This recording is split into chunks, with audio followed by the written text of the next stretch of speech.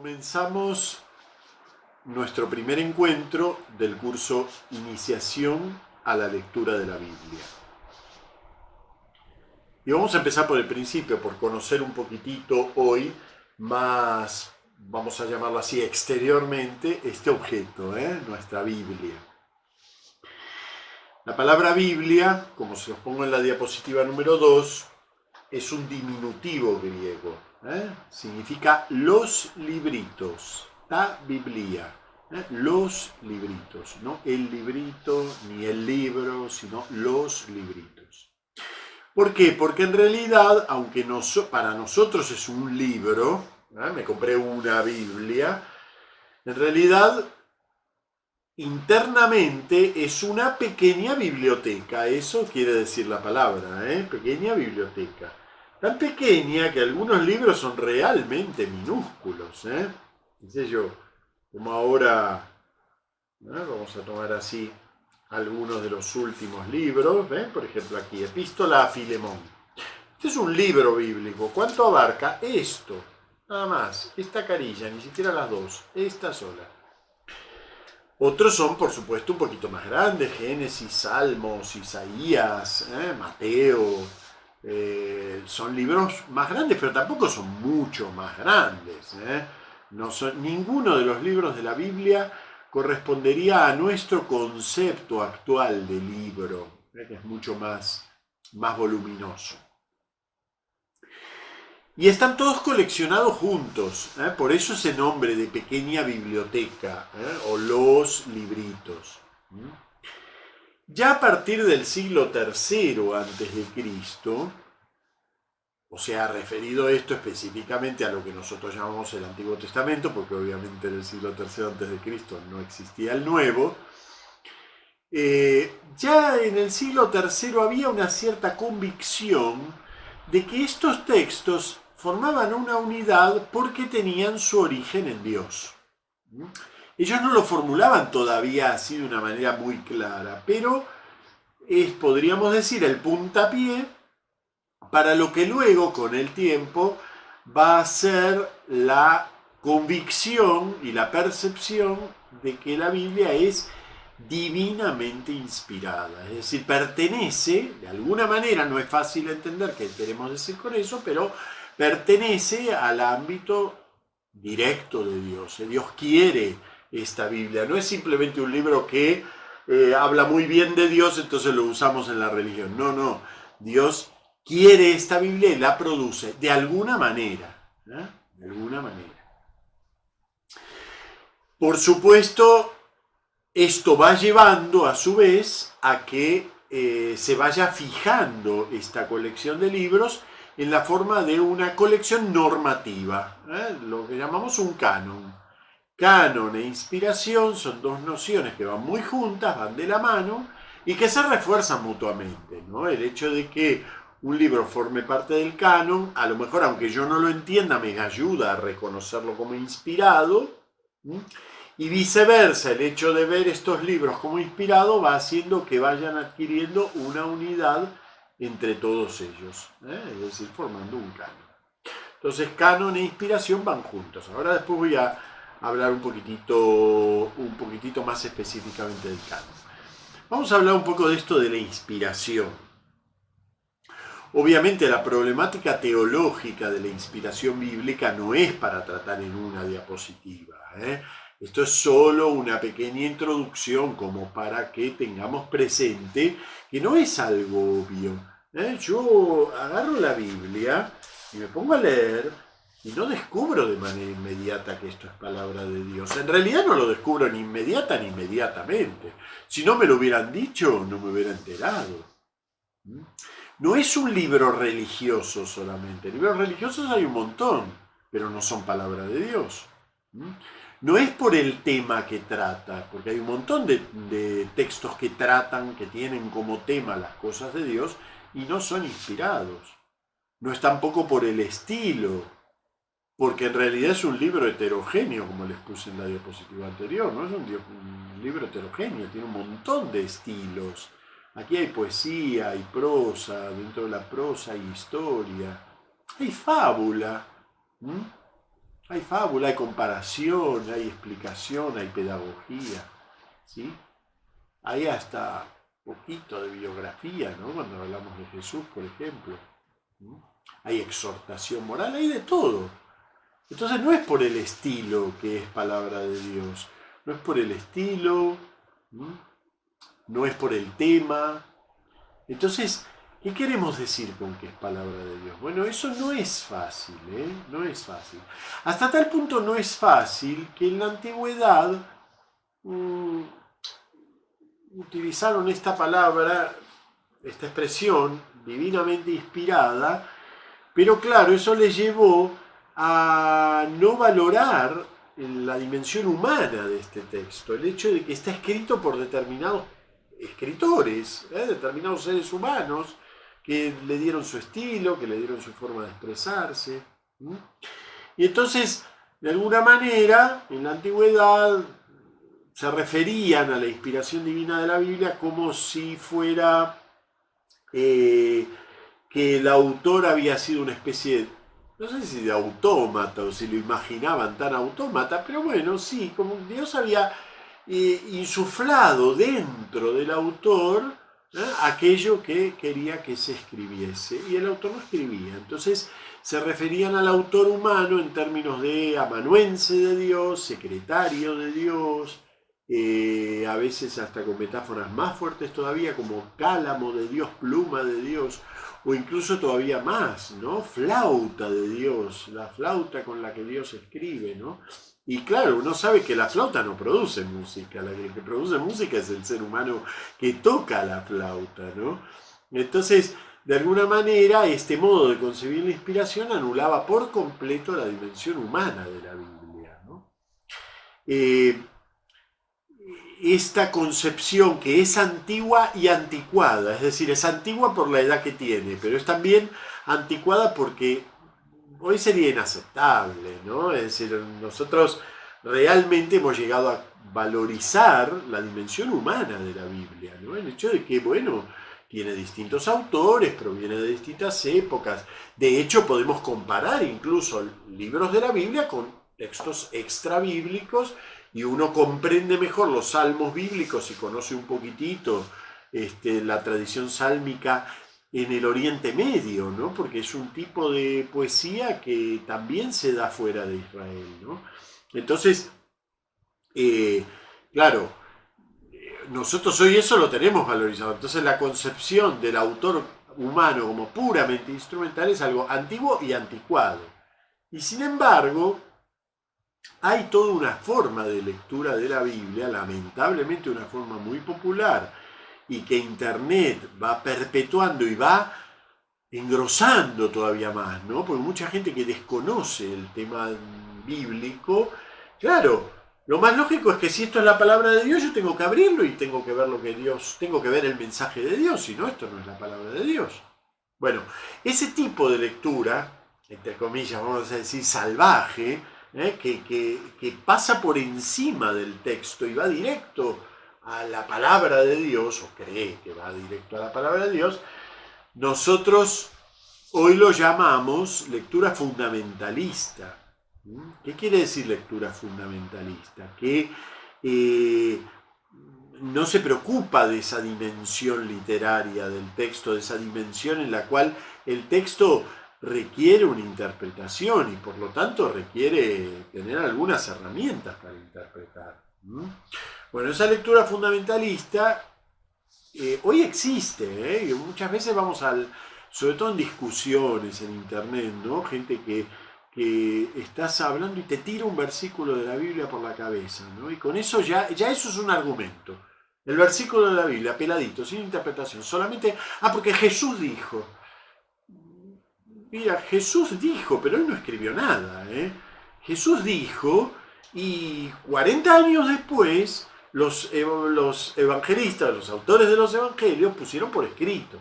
Y al poner por escrito, seleccionaron de lo que Jesús dijo aquello que les parecía adecuado transmitir, lo contextualizaron, no siempre en el mismo contexto en que Jesús lo dijo. Entonces, Jesús dijo es una forma de decir, porque no es tan exacto así. Nosotros no tenemos una filmación de lo que Jesús dijo. Los evangelios no son una afirmación de lo que Jesús dijo. Y la Biblia entera no es una afirmación de lo que Dios dice. La Biblia entera son libros escritos por autores inspirados por Dios. Y nuevamente vuelvo a la expresión. Inspirado por Dios hoy quiere decir algo mucho más sutil, más profundo, más difícil también de explicar. Entonces, por lo menos quedémonos con la idea que la lectura fundamentalista, el ir salvajemente al texto a pretender que yo leo la frase y ya eso es lo que Dios me quiere comunicar, bueno, pues eso no es así. Eso no es así. Tampoco iremos profundizando un poco en esto.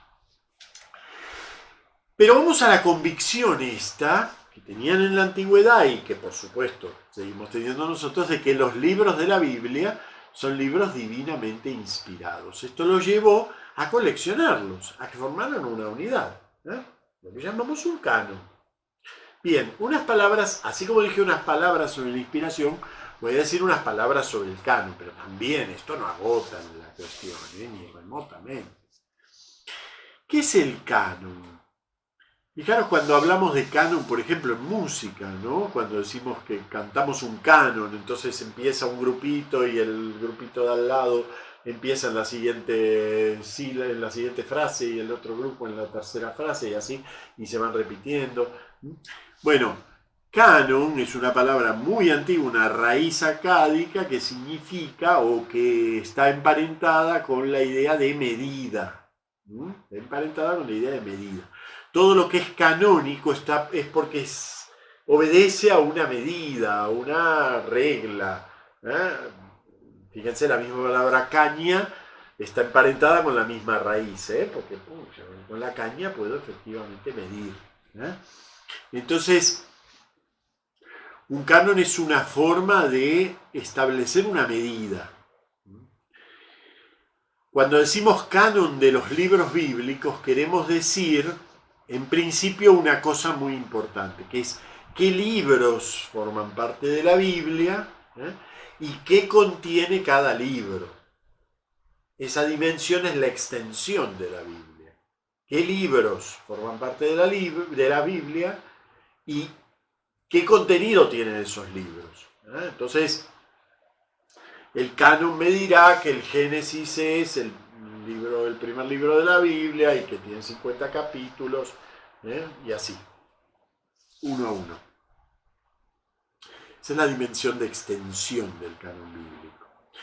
Esa dimensión está definida, de hecho, en el Concilio de Trento se produce la definición formal del canon, aunque en realidad, Trento siglo XVI, ¿no? Aunque en realidad la extensión del canon viene dada por la tradición de la fe, ¿no? Entonces, ya desde la antigüedad, podemos decir que ya desde el siglo II la Biblia es prácticamente como la conocemos nosotros, con algunas vacilaciones en torno a unos pocos libros, pero en conjunto es tal como la conocemos nosotros, ¿no? Tanto el Antiguo como el Nuevo Testamento. Pero la palabra canon aplicada a la Biblia tiene también otros sentidos, que aunque no estén definidos son importantes. La palabra canon implica también la noción de orden de los libros, o sea, no son simplemente 73 libros que están puestos de mayor a menor o por alfabeto o por como yo tenga ganas de ponerlo. No, llevan un cierto orden. Por lo pronto algunos son del Antiguo y otros son del Nuevo Testamento, no todos son del mismo conjunto, ¿no? Y a su vez dentro de Antiguo y Nuevo Testamento, en el Antiguo Testamento tenemos un centro importante que es lo que los judíos llaman la ley y nosotros llamamos el Pentateuco, los 5 primeros libros, y el Nuevo Testamento tiene a su vez un centro importante que son los evangelios, evidentemente. Entonces, extensión, orden y organización, porque ven esto mismo, estos libros pertenecen a tal conjunto, los profetas releen la ley y la actualizan a su momento, las epístolas piensan y comentan avatares que van surgiendo en la misión de la iglesia, misión que tiene que ver precisamente con el mensaje pedido por Jesús que transmitamos en los evangelios, ¿no? Entonces, ven, la organización de los libros entre sí no es casual, ¿no? A pesar de que, por ejemplo, todas las cartas de Pablo se escribieron antes que los evangelios, desde el punto de vista histórico y cronológico, ¿eh? Las cartas de Pablo son anteriores, incluso alguna de ellas es bastante anterior a los evangelios.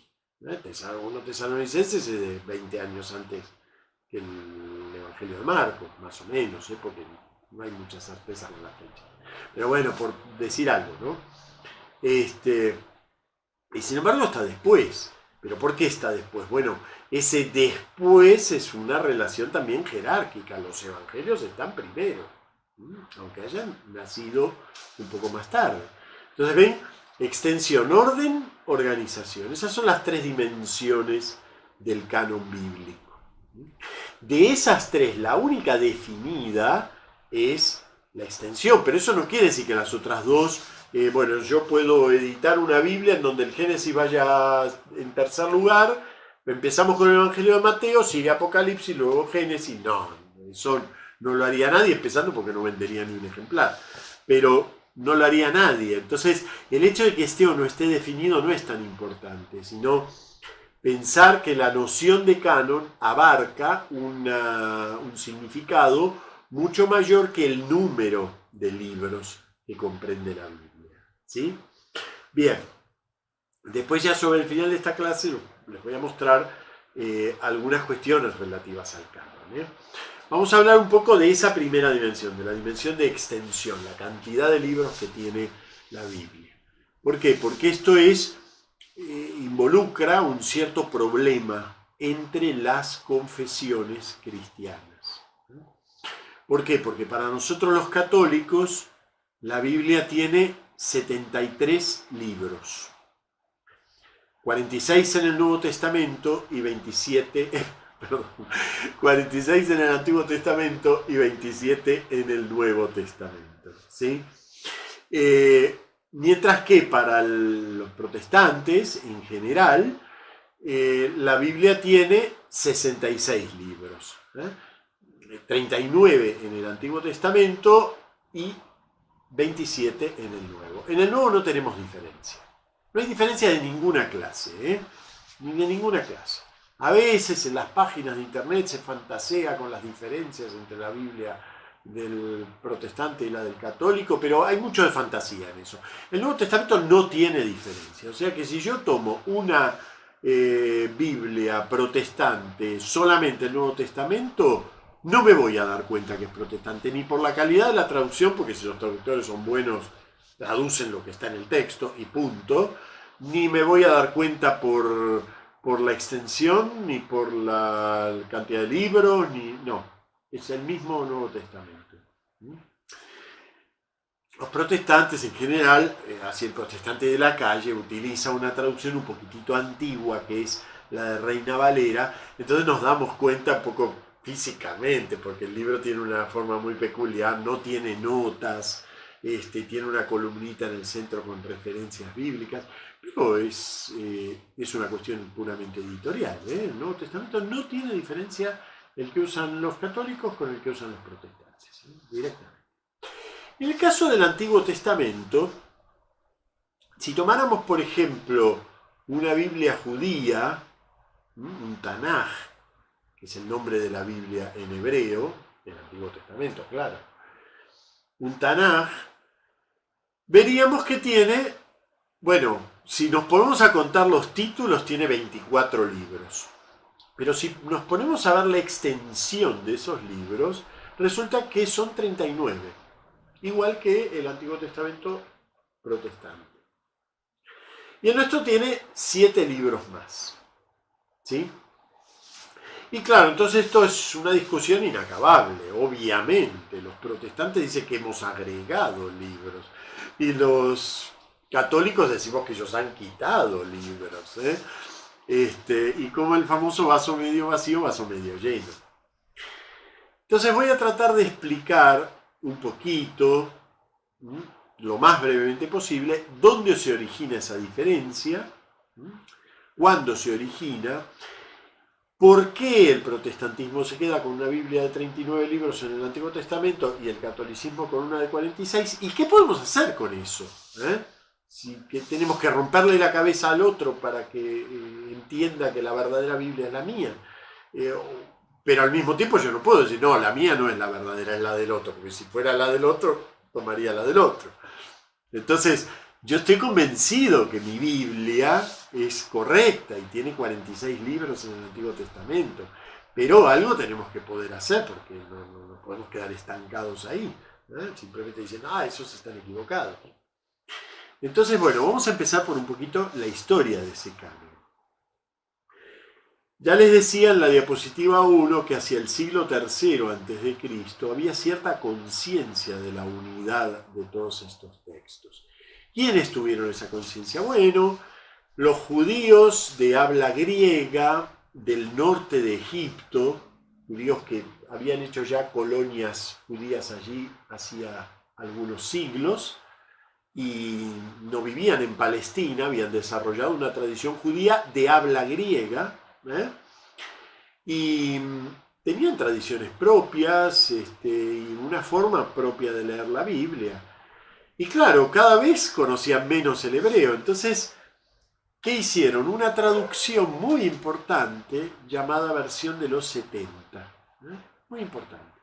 Es una traducción del Antiguo Testamento, obviamente. Esa versión de los 70 recoge todos los libros hebreos del Antiguo Testamento que nosotros conocemos, o sea, los 24 de la tradición judía o 39 de la tradición protestante. Son los mismos libros, solo que están cortados de otro modo y por lo tanto o se cuentan 24 o 39, pero son los mismos. Entonces, los judíos de habla griega tomaron esos 39 libros, hicieron su traducción, pero en realidad para ellos no existía en la antigüedad una noción de cierre del canon, porque Dios había revelado estos y no más.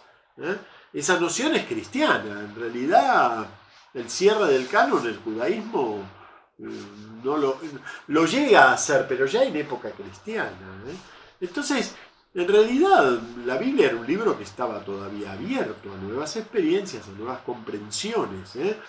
Y así hicieron estos griegos. Entonces ellos acopiaron esos libros hebreos, pero también agregaron libros, porque la experiencia vital, religiosa, judía, de esa fe, para ellos seguía en movimiento. Entonces agregaron más libros, y agregaron varios más, no 2 o 3, varios más, entre los cuales se cuentan estos 7 que utilizamos nosotros. Cuando llega la época del Nuevo Testamento, la época cristiana, saben que la cultura griega llega a difundirse por todo el mundo conocido en ese momento, y el Imperio Romano en Oriente, digamos, fomentó más bien esa cultura griega. Al romano no le interesaba mucho llevar la cultura latina. Pero sí le interesaba esa unificación cultural que había hecho el helenismo, ¿no? Entonces fomentaba eso, y de hecho, incluso en Palestina, para el que no sabía hebreo, la Biblia usual era la Biblia griega, porque el entorno cultural era helenístico, ¿sí? Entonces la Biblia usual, salvo que la persona supiera hebreo, pero el entorno usual era el griego, ¿no? Fíjense, aunque es un poco indirecto el testimonio, pero fíjense cómo al pie de la cruz Jesús recita el Salmo, Elí, Elí, lema sabactani, y los que pasan por ahí, que se supone que son judíos, ¿sí? Que por lo tanto conocen su Biblia, ¿no? Dicen, mira, está llamando Elías, o sea, no reconocen el sonido de ese salmo en hebreo, ¿no? Bueno, el testimonio es un poquito indirecto, pero para que vean que en realidad era muy común el uso de la Biblia griega.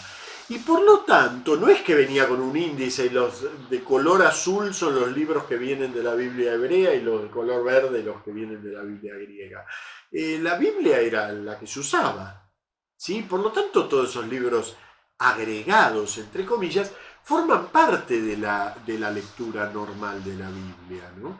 Tan es así que el primer cristianismo, los primeros siglos, usaron muy abundantemente de un grupo de libros dentro de esos libros de original griego. Por ejemplo, del libro de la sabiduría, que habla de la sabiduría que está en el trono del Señor, ¿no? Y entonces, claro, el cristiano releía eso a la luz de Cristo, ¿no? Cristo es la sabiduría del Padre.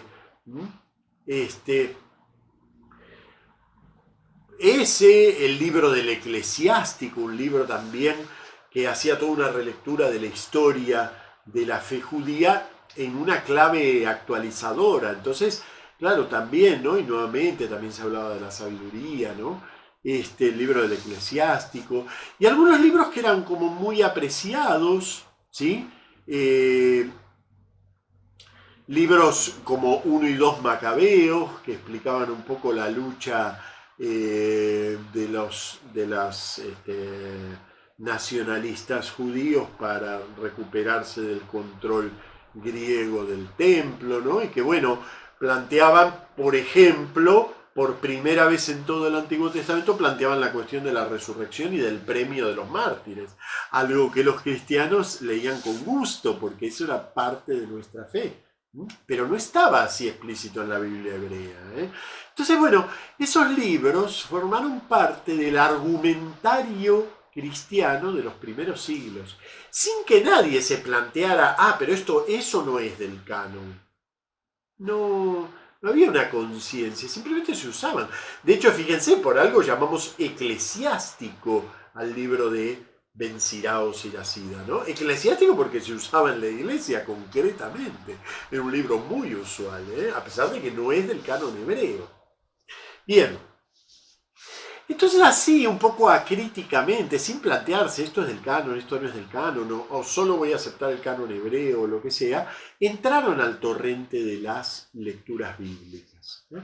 Y entonces, cuando la Biblia se pasa al latín, se pasa con esos libros, ¿sí? Con los libros usuales en la tradición griega.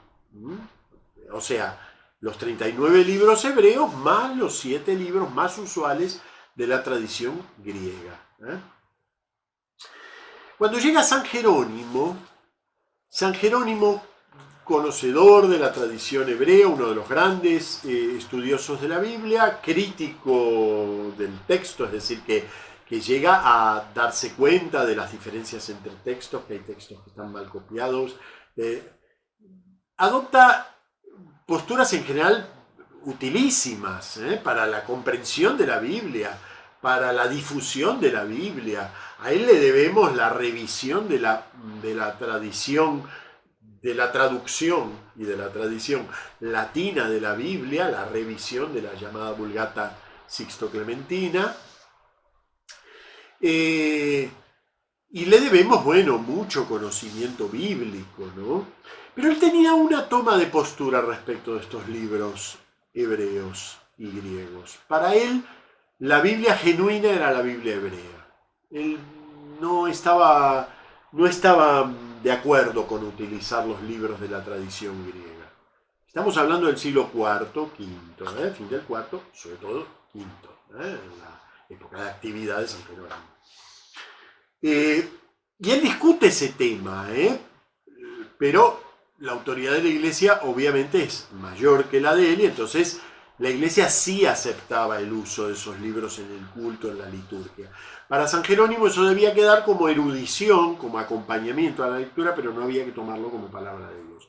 Sin embargo, la Iglesia sí los aceptaba. Entonces, San Jerónimo, bueno, lo admite, traduce los textos al latín, cuando toca, los pone al final, porque él sigue estando en desacuerdo, ¿no? Pero bueno, los pone dentro de la Biblia, y así, fijaros, con la enorme autoridad de las decisiones doctrinales de la Iglesia que aceptan los 7 libros, y la enorme autoridad exegética de San Agustín, de San Jerónimo, que rechaza esos 7 libros, así se entra al medioevo.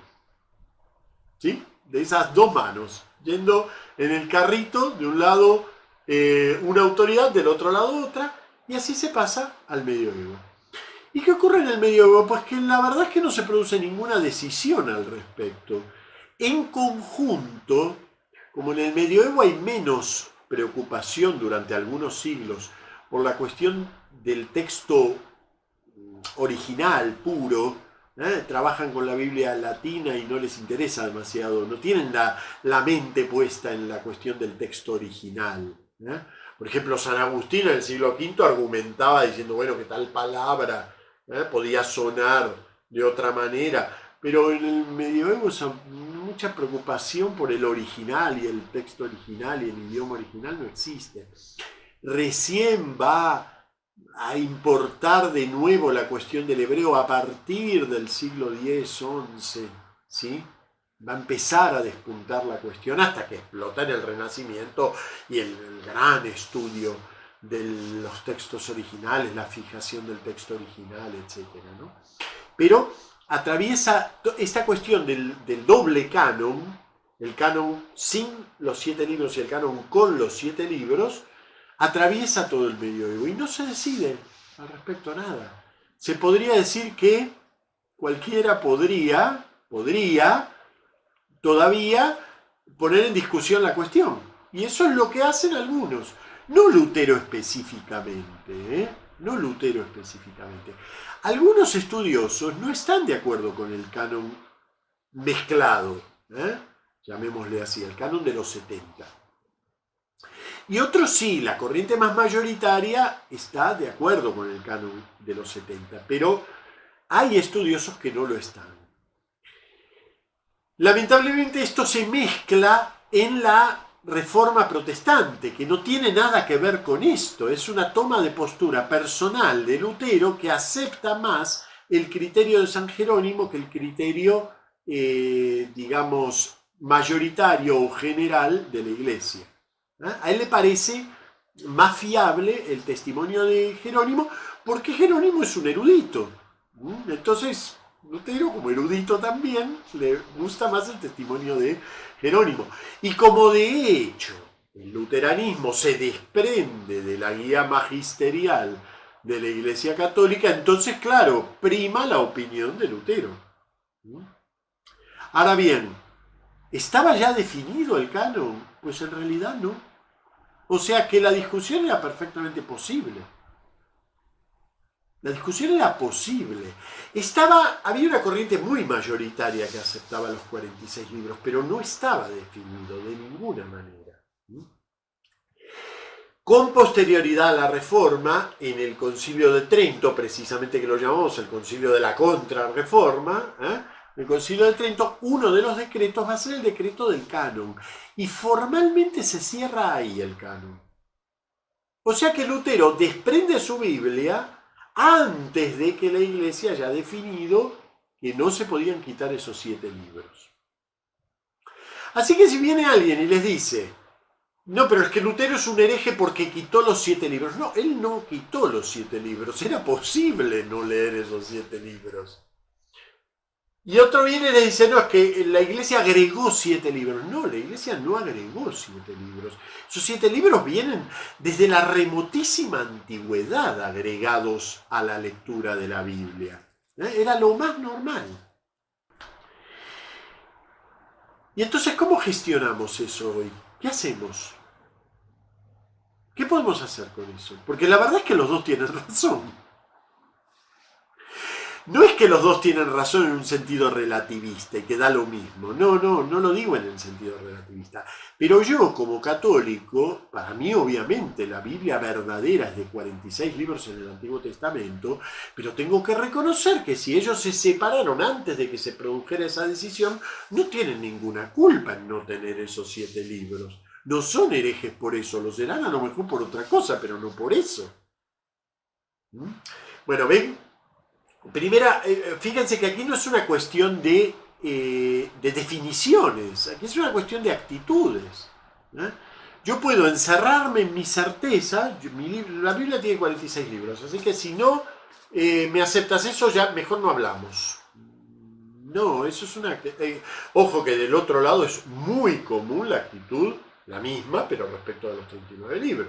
¿Cuántas veces tengo que leer yo comentarios en mis escritos sobre Biblia tachándome de hereje porque nosotros agregamos libros a la Biblia? Bueno, pues no, ninguno de los dos. Entonces hay una cuestión de actitud. La Biblia del otro es una Biblia que, dentro de lo que para mí son límites, porque hay aspectos de esa Biblia que no van a ser explorados, por ejemplo, toda esta cuestión de la sabiduría de Dios que está en esos libros griegos, dentro de unos límites que no van a ser explorados, yo tengo que reconocer que puedo sentarme a dialogar con otro, incluso a rezar con la Biblia del otro. Puedo hacerlo. No hay una incapacidad. ¿Por qué? Porque el otro fundamentalmente tiene buena voluntad con su Biblia, como yo la tengo con la mía. Entonces, puedo rezar, puedo discutir con ciertos límites, porque yo va a haber libros que para mí tienen autoridad, pero para él no. Puedo discutir con ciertos límites, pero ojo que tampoco esos 7 libros son el centro del Antiguo Testamento. Muy bien, entonces, vamos a darle nombre a esto. Son los 7 libros, se llaman deuterocanónicos, porque provienen del segundo canon. Deutero siempre quiere decir segundo. Del segundo canon, o sea, el canon de los 70, considerando que el primero es el canon hebreo. Aunque históricamente no es así, pero bueno. Entonces, estos libros deuterocanónicos, fíjense que en las ediciones actuales ecuménicas se ponen como hacía San Jerónimo, ¿no? En el medio, entre el Antiguo y el Nuevo Testamento. Entonces, para el que su Antiguo Testamento son 39 libros, ignora esos 7. Y para el que su Antiguo Testamento son 46 libros, tiene esos 46 completos, aunque no en el orden habitual en una Biblia católica. Entonces nosotros cedemos un poquito y el otro cede un poquito. Y así podemos no igualar, pero sí dialogar, que es una de las cosas a las que tiene que llevar la fe, al diálogo con todos los hombres, ¿no? Incluyendo con aquel que pertenece a una tradición religiosa desprendida de la nuestra, pero que ha devenido algo distinto, tanto porque nosotros nos hemos alejado como porque ellos se han alejado. Entonces ha devenido algo completamente distinto. Bueno, muy bien. Vamos al tema de los idiomas de la Biblia. Los idiomas de la Biblia. En la Biblia hay 2 idiomas principales y uno auxiliar. La Biblia está escrita en el Antiguo Testamento en hebreo fundamentalmente. O sea, esos 39 libros están escritos en hebreo. Más el griego en los libros deuterocanónicos. Entonces el Antiguo Testamento fundamentalmente en hebreo y un poco en griego, 7 libros en griego. Y a su vez hay fragmentos de los libros hebreos que contienen pequeños textos en arameo. El arameo es un idioma semítico también, pero distinto del hebreo. No hay ningún libro en arameo puro, o sea, en arameo completo. Los fragmentos arameos son pocos, pero están ahí. Entonces es un idioma que está en la Biblia. El Nuevo Testamento, en cambio, está íntegramente escrito en griego, en su original. Todos los libros del Nuevo Testamento fueron escritos en griego. ¿Por qué destaco esto? Y ustedes ven en la diapositiva, pueden ver que la palabra todo está destacada en negrita, no todo el Nuevo Testamento.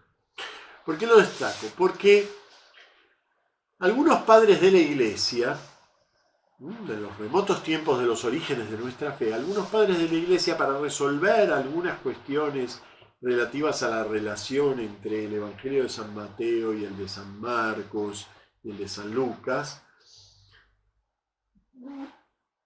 concibieron la hipótesis de que el Evangelio de San Mateo en realidad había sido escrito en arameo, pero que ese texto se había perdido y que lo que nosotros tenemos es la versión griega del texto arameo.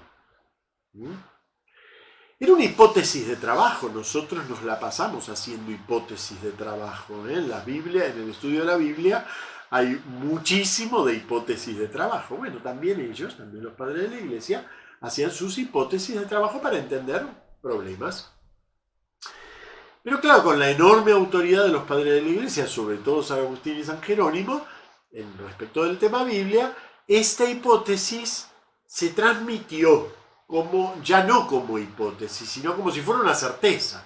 Sabemos que y todavía hay algunas páginas web, sobre todo católicas, que repiten esta cuestión de que Mateo fue escrito en arameo como si fuera algo que sabemos. Mateo escribió en arameo, no. Yo tengo un libro de San Mateo escrito en griego, no existe ninguna versión de San Mateo en arameo que conozcamos. Es verdad lo que decían los padres, si Mateo hubiera escrito en arameo se nos solucionan un montón de problemas.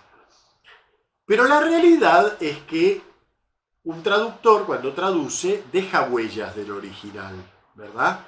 Es decir, realmente cuando uno lee una traducción se da cuenta que es una traducción. Con el caso de San Mateo uno se da cuenta que no es una traducción. Por ejemplo, utiliza algunos juegos de palabras o el modo de organizar los verbos y eso que es propio del idioma griego.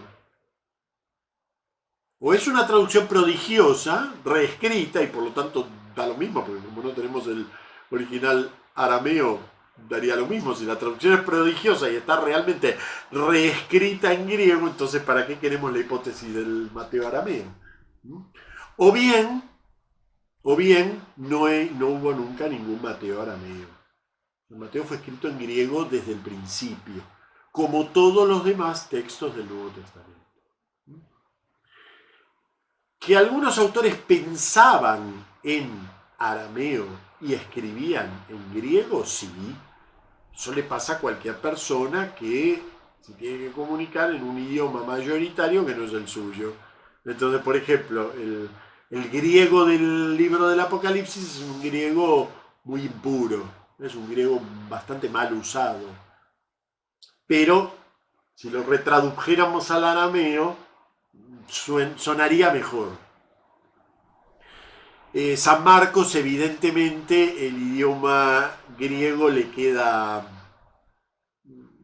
cuesta. Él razona mucho con estructuras idiomáticas arameas. Razona con, pero no quiere decir que escribió el texto en arameo. Él lo escribió en griego y hace juegos de palabras en griego. Y eso es muy típico. Cuando un texto hace juegos de palabras que solo valen en tal idioma, es porque ese idioma es el texto original, es el idioma original. Bueno, una cuestión en realidad fundamental. ¿Cómo nos ha llegado el texto bíblico? ¿Cómo llegó hasta nosotros? Bueno, el texto bíblico se transmitió de tres maneras. No existía en la antigüedad esta facilidad de ir al estantecito y sacarla de allí, ni mucho menos apretar un botón y tener 15 versiones bíblicas. No, el texto bíblico se nos transmitió como se nos transmitió cualquier texto de la antigüedad. Pero en el caso de la Biblia, de tres maneras notables. Una, la obvia, por copia directa del texto. O sea, alguien tenía una copia y le hacía un servicio a la iglesia encargando 10 copias de esa copia que habían conseguido. Y entonces ya había 11 copias. Y después esas 11 copias se multiplicaban y así en poco tiempo hubo miles de manuscritos dando vuelta de la Biblia. Segundo medio por el que se transmitieron: las citas de los textos en las obras de los padres de la iglesia. Como comentaré luego, los capítulos y versículos del texto bíblico no forman parte del texto bíblico, ni siquiera son antiguos. Así que los padres de la iglesia no conocieron una Biblia dividida en capítulos y versículos. Ellos conocieron una Biblia que era un texto puro, sin capítulo ni versículo, ni títulos, ni nada. Así, libro del Génesis. Y se acabó. nosotros dividimos en 50 capítulos y los 50 capítulos a su vez cada uno en los versículos que tengan. Entonces, ¿qué hacían ellos para citar la Biblia? No podían citarla como hacemos nosotros, que decimos, como dice en Mateo 20, 18. No podían hacer eso. Entonces, citaban el texto entero. Lo que querían comentar lo copiaban. Y al copiarlo, lo iban explicando. Y entonces, muchas veces se produce esto de que está el texto y la explicación, y el texto y la explicación, y nosotros hoy distinguimos en cursiva, por ejemplo, el texto y en normal la explicación, pero para ellos no, ellos iban copiando, iban explicando, y uno tenía que saber dónde empezaba y terminaba la cita, porque no existían las comillas. Tercer medio con el que se transmitió el texto bíblico, por traducciones a otros idiomas. Como la iglesia se difundió en distintas partes del mundo, cada comunidad intentó tener una Biblia en su idioma, y así se hicieron versiones en siríaco, versiones en latín, distintos idiomas. Bueno, el medio físico en el que se copiaban eran más antiguamente en papiro, luego ya en pergamino. El pergamino es más resistente, pero las copias más antiguas son en papiro. Y algo importantísimo, fundamental, que yo pienso que habría que pararse en la puerta de las iglesias y decirle a la gente, ¿usted sabe que no existen originales autógrafos de la Biblia? ¿Sí? Esperar la reacción y explicarle un poquitito. Porque mucha gente discute sobre la Biblia como si nosotros tuviéramos, vamos a la biblioteca y sacamos el original de San Pablo y vemos lo que San Pablo dijo. Pero eso no es así. Ni en eso, ni en las obras de Platón, ni en las obras de San Agustín, ni en las obras de Santo Tomás, ni en la metafísica de Aristóteles, ni en las comedias de Plauto, no existe. La idea de un original es una idea ajena al mundo mental antiguo. Los antiguos no se preocupaban por los originales, porque además los medios de copia eran tan débiles que el original desaparecía muy rápido. Muy rápido. Entonces, San Pablo mandaba una carta y por supuesto que él mandaba el texto original. Pero ese texto original, si interesaba, era inmediatamente copiado y multiplicado. Y entonces ya el original dejaba de importar como original. Entonces no existen originales, pero no solo de la Biblia, de ningún texto antiguo. No existen originales autógrafos. Esto es muy importante, y yo por eso les digo, me pararía en la puerta de las iglesias a decirle a la gente, ¿ustedes saben esto? Es muy importante, ¿por qué? Porque impide mistificar, idolizar el texto bíblico. Porque estamos dependiendo de copias, de copias que en su conjunto son todas muy buenas. Pero este texto tiene tal verbo, y el copista cuando estaba escribiendo ese texto no entendió lo que dijo el que dictaba y puso tal otro verbo. ¿Y cuál es el verbo que quiso decir San Lucas? Pues no lo sé, voy a sacar la cuenta, a ver, hay 80 que dicen A y 72 que dicen B, bueno, pues lo más probable es que sea A, pero nunca puedo descartar que también sea, que haya sido B. No hay que mistificar el texto no es un ídolo, el texto es un texto, y los textos son textos, no son ídolos. Y en la antigüedad esos textos se copiaban a mano, y por lo tanto se cometían errores. Bien, después ya hablaré un poco de la crítica textual y de cómo llegamos al texto que tenemos nosotros, que desde luego es un texto muy seguro, No es que nos va a aparecer una tradición textual en donde Jesús no era hijo de la Virgen y otro en donde Jesús no resucitó. No, nada que ver. Los textos son seguros, pero una cosa es que el texto sea seguro y otra cosa es que yo pueda convertirlo en un ídolo. Y esta coma es la decisiva, la definitiva. Este verbo es el que revela todo, y a lo mejor ese verbo no está en todas las tradiciones textuales.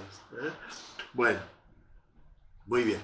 Vamos a ver en la diapositiva 8, me gustaría que ahora la pusieran en pantalla si no la tenían, la diapositiva 8, porque hay allí una copia, una foto de un papiro, el papiro 46. Los papiros y los pergaminos están todos numerados.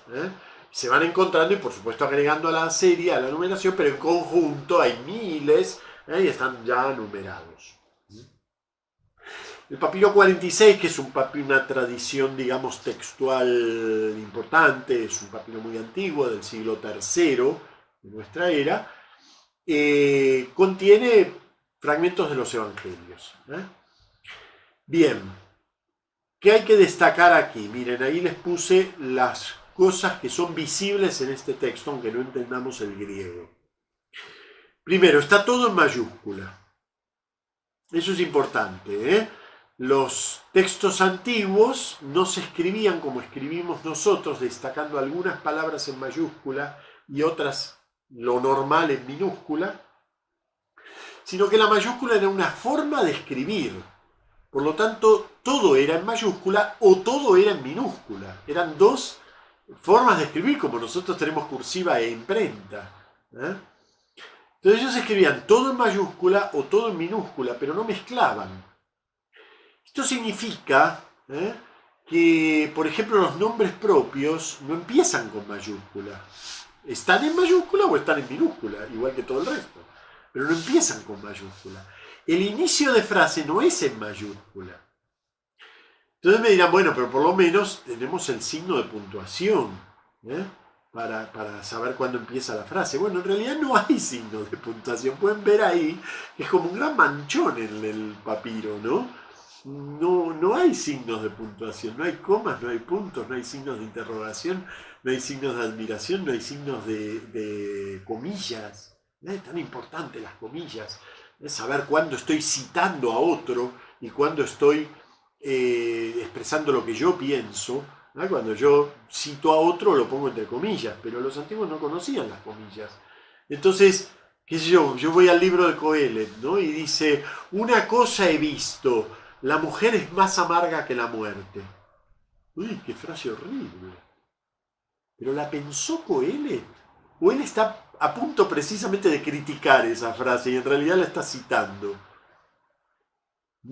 San Pablo en 1 Corintios, ¿no? Cuando dice, respecto de lo que me habéis escrito, está bien al hombre abstenerse de mujer. ¿Qué quiere decir? ¿Que está bien o que a él le escribieron que está bien y él ahora va a comentar sobre el tema? Habitualmente, las comillas, el contexto nos determina dónde empieza y termina una cita, pero no siempre es así como en estos dos ejemplos. Estos dos ejemplos son rompederos de cabeza exegéticos, no tenemos una solución. No hay solución todavía, ni es muy difícil que la haya, porque realmente necesitaríamos que tuviera comillas y no las tiene. Pero lo más especial de todo, miren la foto, no hay espacios entre las palabras. No hay espacios entre las palabras. Un papiro antiguo es una larga palabra de principio a fin, lo único que la corta es el margen porque no les queda otra. Entonces llegan al margen y vuelven a empezar. Incluso en algunos manuscritos muy antiguos existe la escritura en bustrófedon, o sea, primera línea hacia allá, segunda línea hacia acá, tercera línea hacia allá. Son manuscritos griegos muy antiguos. La escritura bustrófedon ya no se usa en la escritura bíblica, ¿no? Pero bueno, existió, ¿no? Para que vean hasta qué punto en la mentalidad de ellos no se debe cortar, ¿no? Entonces hacían así. Y bustrófedon que es el arado, ¿no? Entonces como si estuvieran arando el papiro. Bueno, y eso porque, miren, una razón, como dicen algunos, ¿no? La economía manda. Escribir sin espacios es más económico. Era tan caro hacer estas copias que cuanto más se aprovechara el papiro o el pergamino, muchísimo mejor. Bueno, pues no hay división entre las palabras. ¿Se puede saber lo que dice el texto en esas condiciones? Sí, con mucho trabajo se puede saber lo que dice el texto, desde luego, pero siempre cabe la duda, Si a mí me dicen, en gracia, todo junto y sin distinguir en mayúscula minúscula. Yo no sé si es el nombre de mujer en gracia o si es la locución en gracia. Puede ser cualquiera de las dos, ¿sí? Entonces, ven otro motivo más, por eso les insistía en la diapositiva anterior, de que hay que tener cuidado de no estar peleándose por nimiedades, ¿eh? Las peleas que sean por lo menos por la divinidad de Jesús y por la resurrección y la virginidad de María, pero no nos vamos a pelear por un verbo, porque después vamos a la versión crítica y resulta que de ese verbo hay 5 versiones. Entonces, moderarse en la lectura de la Biblia. Y algo muy importante para nosotros, que es que no hay capítulo y versículo, como les mencioné antes, ¿no? Fíjense, no hay cortes de ninguna clase.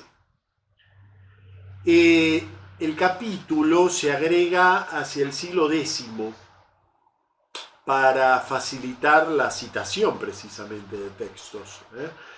Y en el siglo, si mal no recuerdo, XIV, se agregan los versículos, ¿eh? Muy curioso, los dos monjes que agregaron, tanto uno como el otro, se llamaban los dos Esteban. Pero son dos personas distintas, ¿eh? Así que uno puede decir la división en capítulo y versículo de Estefanus y la pega, porque los dos se llamaban igual. Pero bueno, son dos personajes distintos, ¿eh? Uno hizo la división en capítulos y varios siglos más tarde otro dijo, no, pero semejante división tan grande, no, vamos a hacerla de versículos.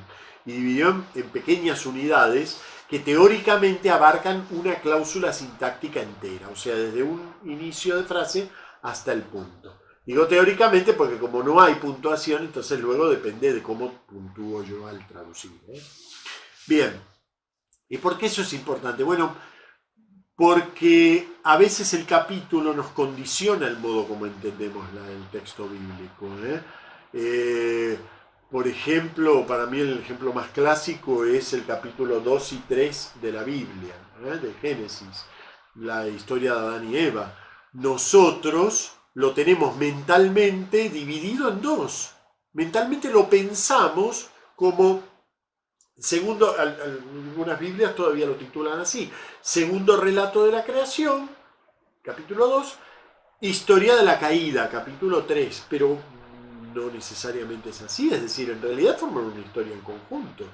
La división en dos capítulos fue para facilitar la citación, pero no debería llevarnos a nosotros a que aislemos un capítulo del otro, porque son estrictamente complementarios y forman parte del mismo texto.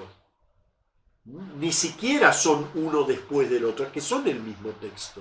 Lamentablemente, Stephanus I decidió que dividía en capítulos para que no se le hiciera un capítulo tan grande, nada más.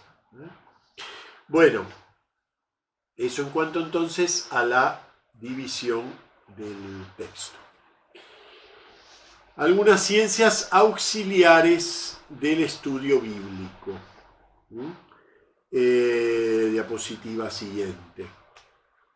¿Quiere decir que nosotros tenemos que convertirnos en arqueólogos para entender la Biblia? No. Efectivamente, yo puedo leer la Biblia como creyente y encontrar un significado divino, lo que Dios quiere transmitirme a través de ella, pero eso no es un trabajo inmediato, no es que es una fantasía eso de abrir la Biblia y encontrar el mensaje de Dios, es una fantasía. Si Dios te quiere mandar un mensaje, pues a lo mejor te encontrás un azucarillo, un café. No necesita Dios promover ediciones bíblicas para que la abras al estilo del I Ching, la Biblia no es un I Ching. Tampoco necesito ser arqueólogo, pero sí que tengo que manejar cierto conjunto de comprensiones sobre la Biblia, incluso para poder tener límites en lo que yo leo en la Biblia, para no tragarme mis propias invenciones, elucubraciones o imaginaciones. Bien, entonces hay muchas ciencias que ayudan al conocimiento de la Biblia. Una de ellas, yo les pongo aquí 3. Por ejemplo, la arqueología. La arqueología es muy importante. ¿Por qué? Porque me ayuda a situar la Biblia en su contexto cultural, en el entorno en el cual surgió, me permite saber si un determinado texto lo tengo que entender como una metáfora o como un sucedido, como un hecho. Por ejemplo, yo puedo leer el relato del diluvio, entonces parece maravilloso cómo Noé construye el arca, pero resulta que luego voy a otras culturas del entorno de Israel y todas tienen algún relato parecido al arca. Yo puedo agarrar el poema de Gilgamesh y voy a encontrar la tablilla 11 y me voy a encontrar con un relato a grandes rasgos semejante.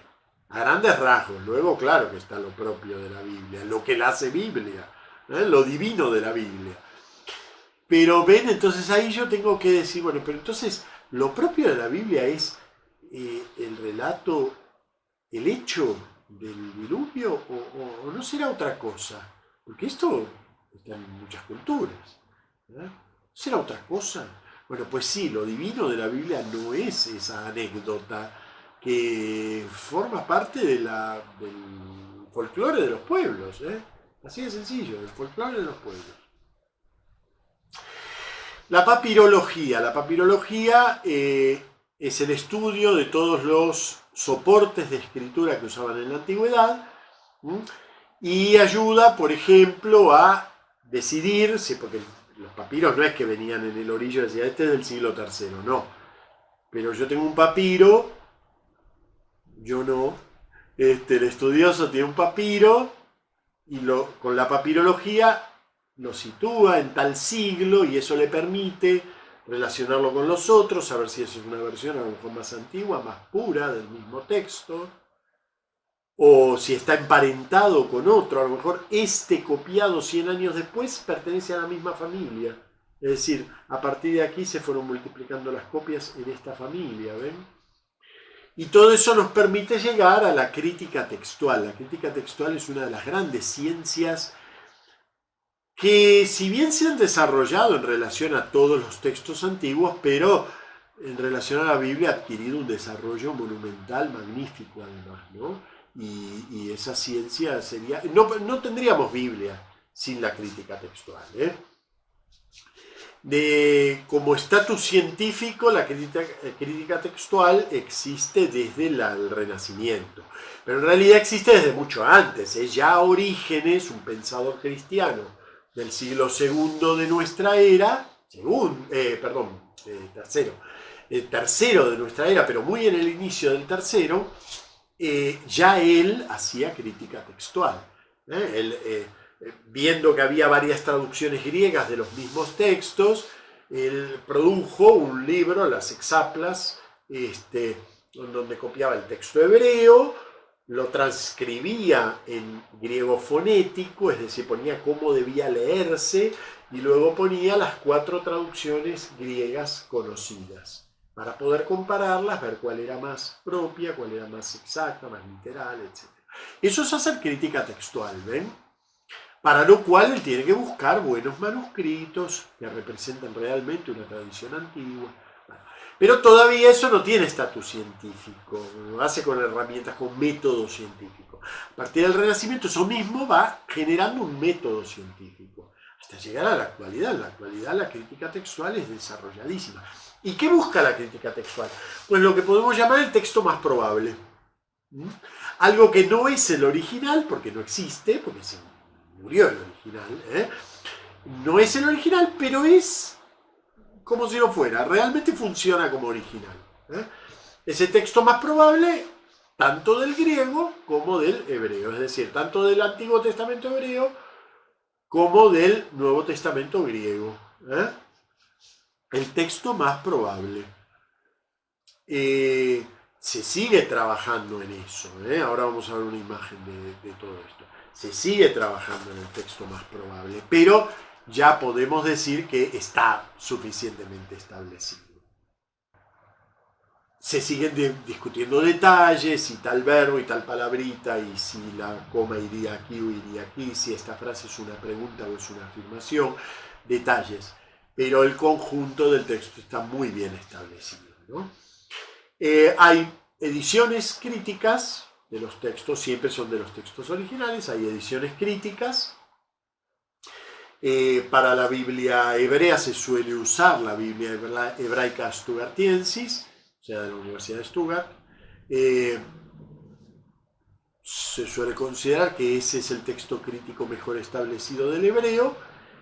Y para la Biblia, para el Nuevo Testamento griego, se suele utilizar una versión llamada Nestle, igual que los chocolates, pero que no se refiere a los chocolates, sino al señor que se llamaba Nestle, que a fin del siglo XIX inauguró una forma de trabajar con el texto del Nuevo Testamento, comparando los manuscritos, de una manera, podríamos decir, nueva o mucho más profunda, mucho más...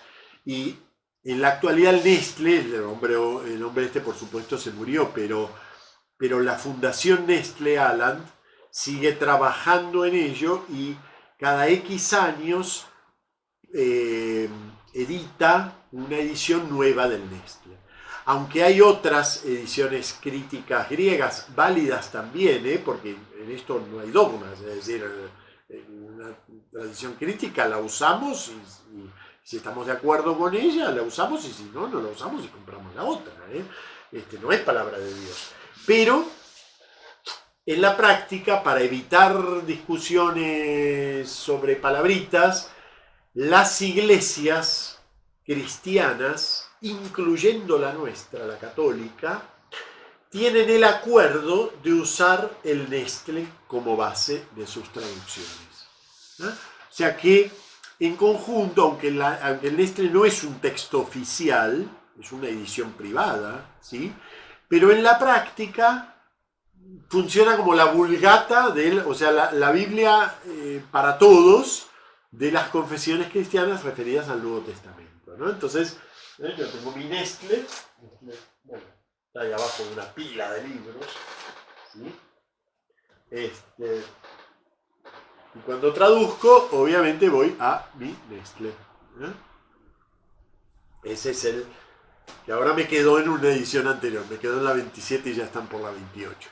Bueno, es imposible seguir al ritmo a la industria en la actualidad, pero normalmente se trabaja con ese texto. Este texto es un texto crítico, ¿ven? Ahora, ahí en la siguiente diapositiva van a tener una página esto, pero bueno, para que lo vean en el libro, eso es una edición crítica, está todo en griego, Bien. Vamos a verla un poquito más, ahí la tenemos, diapositiva siguiente. Estamos en el capítulo 5 de Santiago, de la Epístola de Santiago. Pueden ver un texto en griego en letra más normal, grande, que forma la columna central con sus versículos. Yo les señalé ahí un versículo en rosa. Y ven abajo, en letra un poquito más pequeña, toda una serie de simbologías, circulitos, una T, una comita, bueno, todos esos son el aparato crítico. Entonces, por ejemplo, un circulito quiere decir que está determinado texto, pero que ese texto en otros manuscritos no es el mismo, que está reemplazado por otro, ¿no? Entonces, abajo trae qué manuscritos abonan esta lectura y qué manuscritos abonan otras lecturas posibles, otras cosas que pueden estar. Perdón, el circulito quiere decir que está o que no está, es decir, que ese texto está en esta tradición manuscrita y en otras no está reemplazado por otro, sino que no está. Bueno, nada, igual es un detalle, pero... Ven, y por ejemplo, en el caso de esa T que aparece ahí en la frase rosada, ahí sí hay una inserción de texto, es decir, en una tradición manuscrita aparece un texto, en otra aparece otro texto, generalmente son palabritas, las diferencias no son nunca enormes y además muy difícilmente cambian del todo el sentido, aunque a veces sí, a veces ustedes pueden leer en algunos exégetas que dicen, no, pero yo acepto la variante tal, que dice tal cosa y tiene que razonar por qué la acepta, no porque le gusta, Digo que tiene que razonar por qué la acepta, le parece que San Pablo no pudo haber dicho tal cosa, pudo haber dicho tal otra, y eso se va haciendo opinión general o no, Bien, y luego al costado está, en el margen, está el aparato de citaciones, es decir, en donde nos indican ¿Qué otras referencias bíblicas puede tener ese versículo?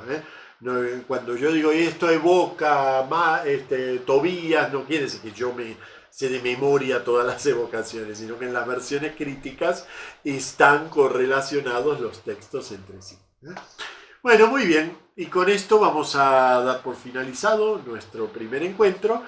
Les dejo una última diapositiva que son los cánones hebreo y griego, como para que los vean. Incluso para que vean por qué el canon hebreo es de 24 libros y nosotros contamos 39. Y el canon de los 70. Bueno, y nos vemos en el próximo vídeo.